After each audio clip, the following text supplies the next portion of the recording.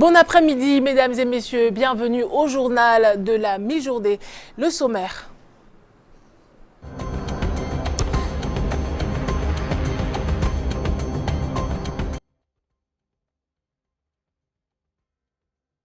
Le Camerounais Jean-Claude Ngoua et le Gabonais Henri-Claude Oyim ont été installés ce matin à Douala. Ils s'expriment dans ce journal. Manque de devises au Cameroun, le gouverneur de la Banque des États de l'Afrique centrale donne des réponses. Abbas Mahamat Toli s'entretenait ainsi avec les journalistes de Douala.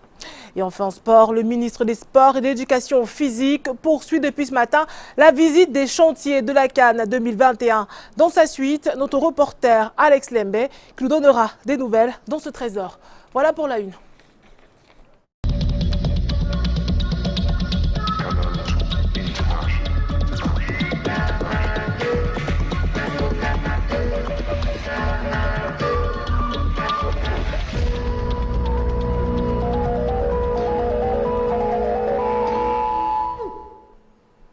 Bienvenue une fois de plus. Le sujet des devises suscite débat et inquiétude depuis quelques semaines au sein de l'opinion nationale.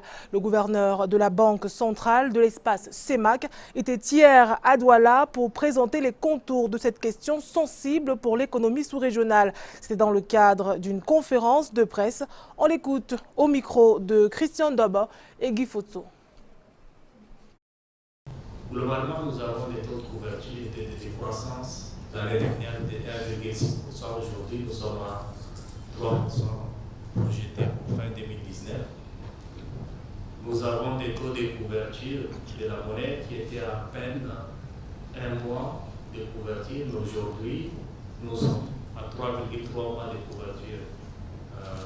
C'est-à-dire des mois d'importation de biens et de services, avec des taux de couverture projetés se situent autour de 70%. Nous avons une nette appréciation des soldes extérieurs courants et des soldes budgétaires dans le cadre de notre économie.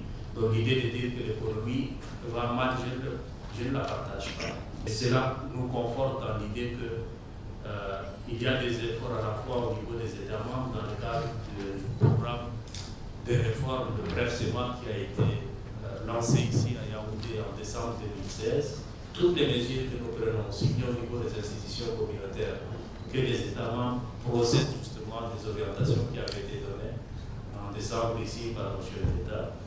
Et la pertinence de ces réformes font qu'aujourd'hui, au niveau des réserves de change, toute l'année 2018, où on était encore sous l'ancien régime, nous avons un niveau de rétrocession des devises de 605 milliards seulement.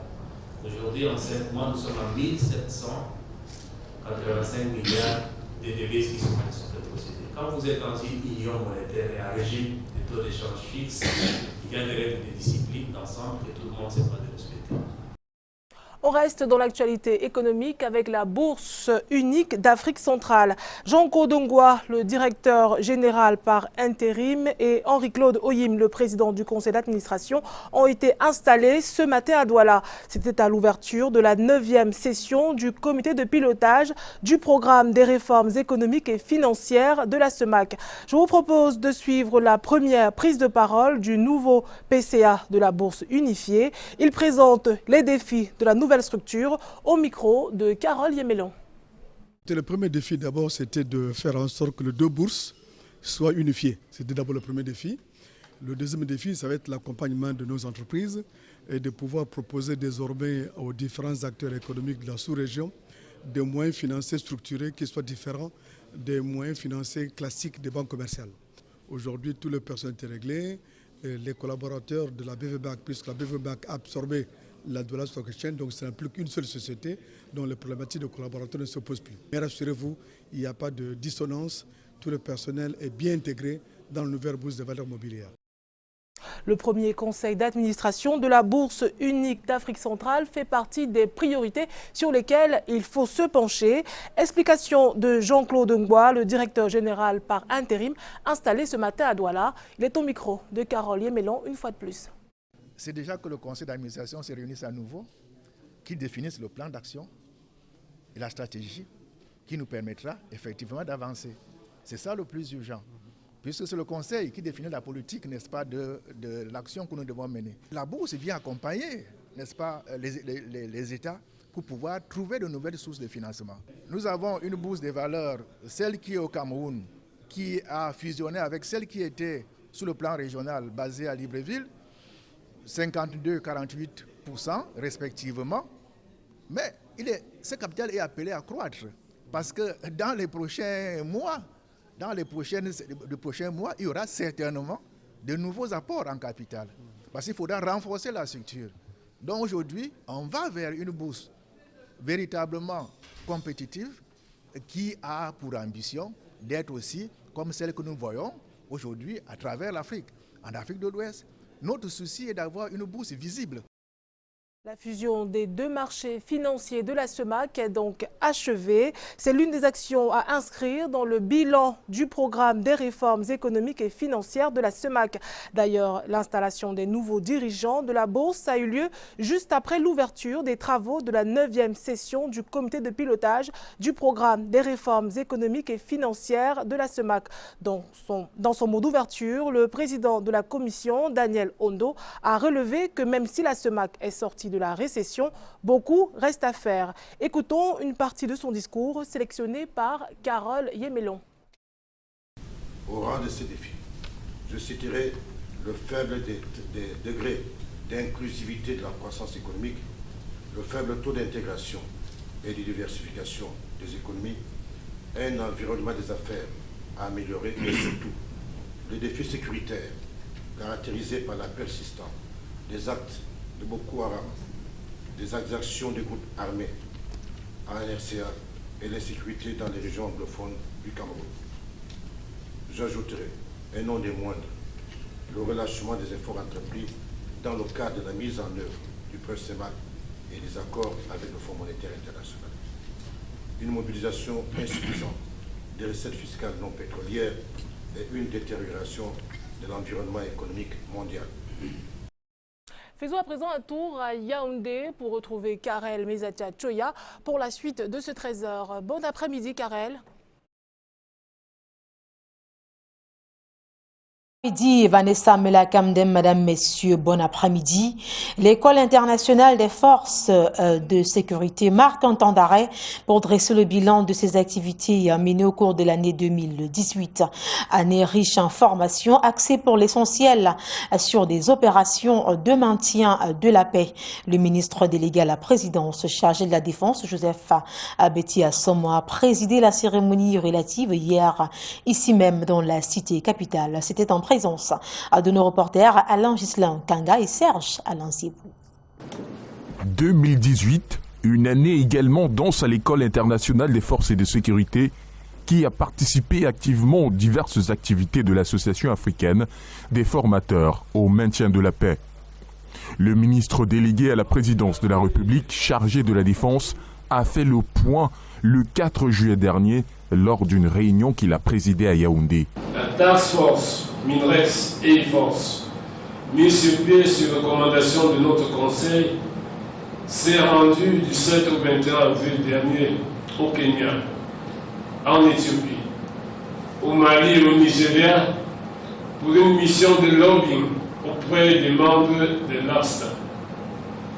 Cette mission a été déterminante pour l'atteinte des objectifs stratégiques du Cameroun en rapport avec l'AFSTA. Plus récemment encore, une forte délégation conduite par le directeur général de l'EI-Force s'est également rendue au Gabon et au Japon. C'est la toute première fois que le Japon reçoit une délégation africaine sur son territoire. Il s'agit du 5e brevet d'études supérieures de sécurité et ceux du 8e diplôme d'état-major viennent d'effectuer des missions d'études au Gabon et au Japon pour le brevet seul grâce à la coopération nippone que nous saluons ici, solennellement. En plus des stages de formation des formateurs dans les opérations de maintien de la paix, des partenariats ont été effectués pour soutenir le développement de ces formations.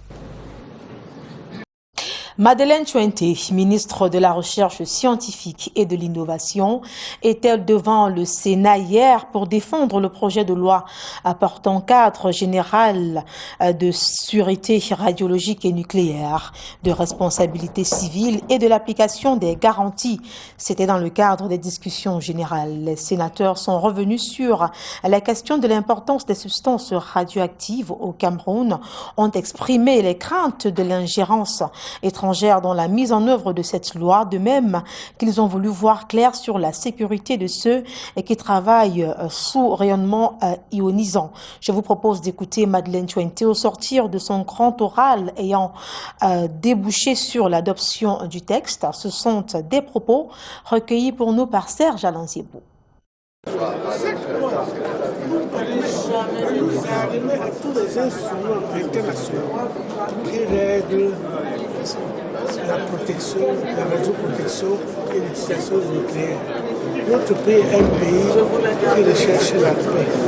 Et l'AIEA exigeait, ainsi que tous les traités internationaux que nous avons signés sur la non-prolifération des armes nucléaires, que notre pays puisse être transparent. Quand l'AIEA peut venir savoir où se trouvent dans notre pays les dispositifs nucléaires, les substances radioactives, il faut que notre Agence nationale de radioprotection puisse faire une comptabilité exacte et qu'ils aient le droit d'inspection. Et cette loi aussi nous protège. Cette loi nous protège parce que nous n'avons pas l'arme nucléaire. Nous n'avons pas le droit. Nous avons signé le traité de Pelindaba qui fait de l'Afrique une zone exempte d'armes nucléaires. Dans le registre des faits de société, 2 présumés bandits sont tombés dans les mailles des éléments de la sûreté nationale du côté d'Obala, dans le département de la Lekki, région du centre. Ces jeunes malfrats tentaient de dérober la machine à glace de cet établissement lorsqu'ils ont été pris en flagrant délit par l'agent de sécurité. Le récit des faits dans ce sujet réalisé avec le concours de notre correspondant. Ces 2 présumés bandits ont échappé de justesse à la vindicte populaire. Ils ont été pris la main dans le sac lorsqu'ils étaient sur le point de prendre fuite, avec une machine à crème dérobée au campus de l'internat du lycée général d'Obala. Malheureusement pour eux, ils ont été stoppés net par le vigile de l'établissement qui a découvert le poteau rose. Il dévoile ici le mode opératoire de ces adolescents. Ils ont forcé la porte de l'internat.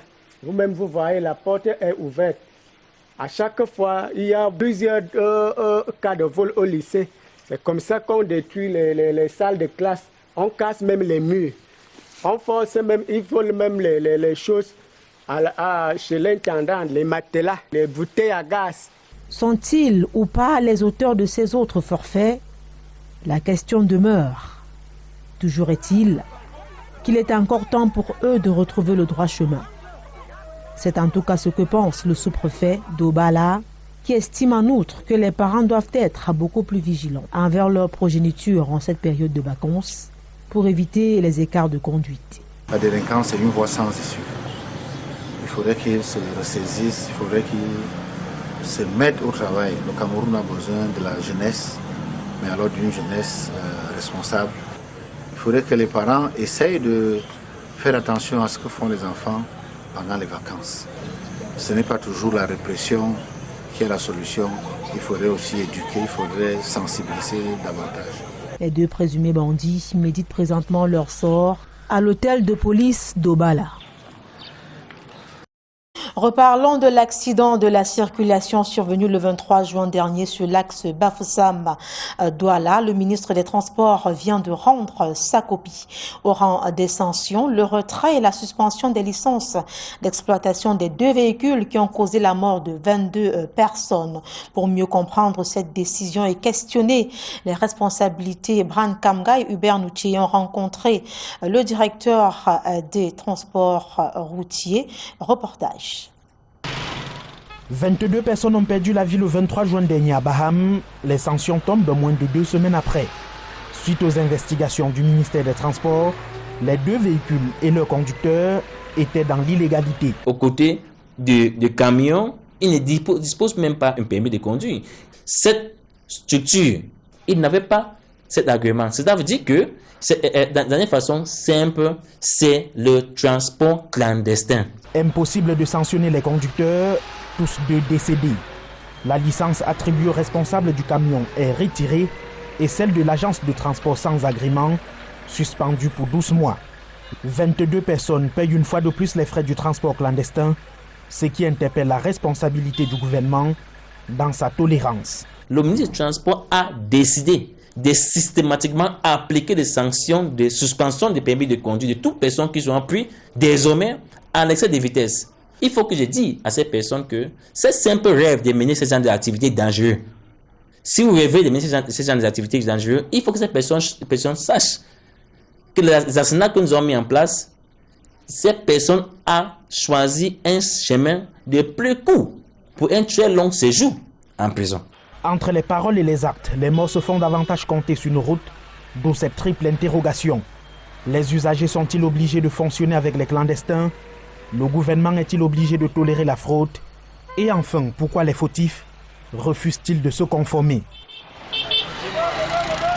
Intéressons-nous à présent aux poissons, ce produit de grande consommation. Pour une meilleure production, les aquaculteurs ont désormais une interprofession avec conseil d'administration. Les membres ont porté leur projet au ministre de l'Élevage, des Pêches et des Industries animales hier à Yaoundé. C'était au cours d'une audience suivie et rapportée par Bran Kamga et Luc Vandon. La production du poisson au Cameroun reste jusqu'ici artisanale, sans la moindre traçabilité. Pour un regroupement des aquaculteurs, une interprofession vient d'être créée. L'interprofession est une sorte de solidarité que nous voulons mettre en place. Solidarité pour tous les aquaculteurs camerounais, dans le but, n'est-ce pas, de développer l'aquaculture du Cameroun. Après sa toute première assemblée générale tenue le 1er juillet dernier à Mbalmayo dans le Nyong-Eso, les membres du conseil d'administration de l'interprofession aquacole du Cameroun présentent leur feuille de route au ministre de l'Élevage, des Pêches et des Industries animales le 4 juillet à Yaoundé. On nous a fait comprendre qu'on avait 240 000 tonnes de poissons qu'on consommait au Cameroun. Notre souhait, c'est qu'on n'importe plus du poisson au Cameroun. Notre souhait, c'est que tous les Camerounais se mettent dans l'aquaculture. Il y a de la place pour tout le monde. 240 000 tonnes, ce n'est pas 240 tonnes. Hein? Donc vous comprenez que nous aurons besoin de tout le monde pour que ce projet aboutisse. L'audience avec le Dr Taïga permet de saluer cette initiative de regroupement des producteurs de poissons. Et vous aboutissez à quelque chose d'essentiel qui est l'interprofession. Nous allons vous apporter tout l'appui nécessaire pour que votre interprofession joue son rôle essentiel d'encadrement, formation, de promotion également. Dans les prochains jours, l'interprofession aquacole va recenser les producteurs, ressortir les statistiques afin de professionnaliser le métier pour offrir à moyen terme aux consommateurs du poisson made in Cameroun. La suite, c'est un sport et on va parler avec vous, Vanessa Melakamdem, du ministre des Sports et de l'Éducation physique, qui poursuit sa visite des stades. Bon week-end. Bon week-end, Karel Mezatia Choya. On poursuit effectivement en sport. Coupe d'Afrique des Nations 2021. Le ministre des Sports et de l'Éducation physique est à Douala depuis ce matin pour visiter les chantiers de la compétition. Narcisse Mwele-Kombi s'est rendu par ailleurs au stade de Japoma en compagnie des autorités de la ville. Allons-y retrouver notre reporter Alex Lembe pour avoir des précisions. Bon après-midi Vanessa, disons simplement que même la grande flotte qui s'est abattue sur la capitale économique Douala aujourd'hui n'a pas empêché au ministre des Sports et de l'Éducation physique de faire son travail. Son travail aujourd'hui, c'est quoi? C'est la visite des stades ou des infrastructures sportives devant abriter le CHAN 2020, tout comme la Coupe d'Afrique des Nations 2021.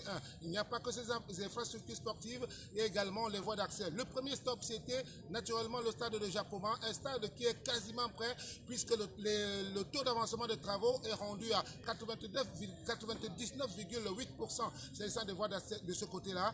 Nous sommes rendus à 78,25%. Et puis, selon les maîtres d'œuvre, le travail sera remis officiellement en septembre prochain. Et puis, le deuxième stop, naturellement, c'était l'aéroport international de Douala, où le ministre des Sports a visiblement été satisfait des réflexions, de la réhabilitation de cet aéroport. Le troisième stop, actuellement, ici au stade Amadou Ahidjo de Yaoundé. Ici, nous sommes au stade d'entraînement, un stade d'entraînement qui est quasi prêt, qui n'attend que les acteurs pour jouer. Et puis, juste dans quelques instants, nous allons à la grande cuvette, celle du stade omnisport de Bipanda, où les travaux sont véritablement encore en chantier. Et après cela, le cap sera dirigé vers les stades d'entraînement de Bonamoussadi et puis le stade Mbappé-Lépé. Merci Alex Lembe. Notons qu'avant 2021, il y a la CAN 2019 qui se poursuit. On engage ce vendredi les 8e de finale avec le Maroc, le Bénin, l'Ouganda et le Sénégal. Mais avant d'arriver à cette étape, les équipes qualifiées ont dû faire preuve d'habileté. Leurs prestations sont présentées dans le bilan chiffré du premier tour de la phase finale réalisé par Alex Lembe. Du 21 au 2 juillet 2019, soit 11 jours de compétition, c'est le temps qu'aura duré le premier tour de la Coupe d'Afrique des Nations Égypte 2019. 11 jours pour un total de 36 rencontres pour 68 buts déjà marqués et une moyenne de 1,8 but par match. La plupart des buts, faut-il le signaler, ayant été marqués pendant la première période entre la 30e et la 45e minute, comme pour dire que les périodes d'observation étaient quasi inexistantes lors de ce premier tour, et l'offensive étant de mise. Pendant ces matchs de poule, deux équipes se sont illustrées en marquant le plus grand nombre de buts. Il s'agit entre autres de l'Algérie et du Mali qui ont chacun totalisé 6 buts au marquoir. 4 équipes par contre n'ont pas vu leur cage être violée durant ce premier tour. Il s'agit du Cameroun, de l'Algérie, du Maroc ainsi que du pays hôte de l'Égypte. S'agissant des cartons disciplinaires, 116 cartons jaunes ont été distribués pour 3 cartons rouges seulement pour double faute. Le Burundi, l'un des bleus de cette Coupe d'Afrique des Nations Égypte 2019, entre par contre dans l'histoire de cette Coupe d'Afrique des Nations. En effet, il est le 3e pays à n'avoir pas marqué de but au premier tour. Toujours dans le registre des buts et au rang des meilleurs buteurs, le compteur est resté bloqué à 2. À Mon Culture, ce vendredi, les mélomanes et amoureux de spectacle ont vibré hier au rythme d'un makossa mixé à une tendance urbaine. Ceci grâce au chanteur Dino Flo, l'auteur de la chanson à succès Porte Bonheur. Un showcase qui s'est déroulé à Douala en présence d'Aimé Moukoko.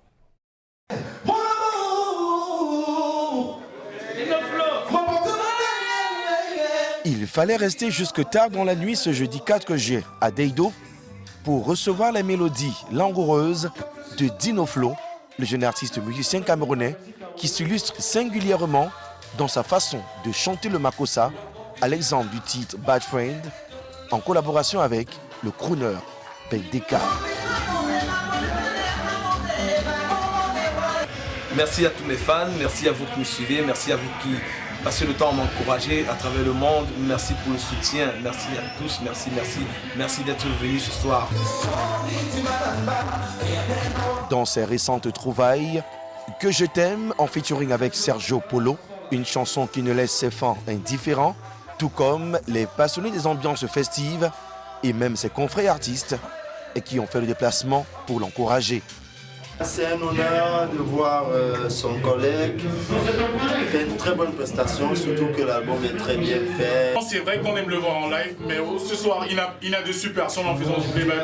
Moi je suis très content parce que la communauté, la famille Azamur est venue le soutenir. C'était super, c'était parfait et comme on l'adore tous, moi je l'adore particulièrement et c'était que parfait. Mon amour, yes, the free man, big up. Au-delà des dédicaces prévues au menu du spectacle, Dino Flo livre aussi le dernier single dont le clip grimpe sur tous les classements de chansons les plus demandées après seulement un mois de sortie, un vrai porte-bonheur comme le titre de la chanson.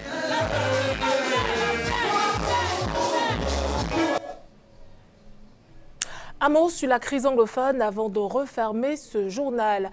Bouffée d'oxygène pour les déplacés internes du département du Fako. Les dons du plan d'assistance humanitaire d'urgence viennent d'être mis à la disposition des sous-préfets des arrondissements. La distribution vient d'avoir lieu à Limbé. Inès Ondouamala nous en dit plus. La crise sociopolitique et sécuritaire qui plombe les régions du sud-ouest et du nord-ouest Cameroun laisse de nombreuses personnes sans abri. Les populations ont déserté les localités secouées par les attaques terroristes pour aller chercher refuge ailleurs. Plusieurs personnes déplacées ont été enregistrées. À Limbé, dans le chef-lieu du département du Fako, les sous-préfets des arrondissements de Limbé 1er, 2e, 3e, Boya, Tiko, Mouyouka et Idenao reçoivent des dons du plan d'assistance humanitaire d'urgence. Initiative du gouvernement camerounais à travers le ministère de l'administration territoriale qui répond ainsi à un besoin pressant des déplacés internes du département du Fako.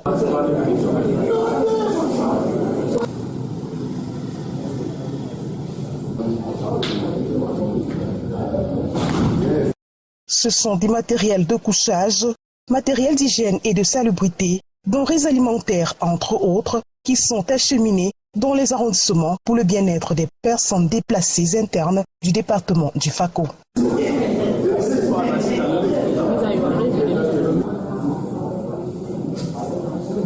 C'est une bouffée d'oxygène pour les populations déplacées internes victimes de la guerre. Et c'est la fin du journal. Merci de l'avoir suivi. Retrouvons-nous à 16h pour Écho des régions. Bonne suite des programmes sur Canal 2 International.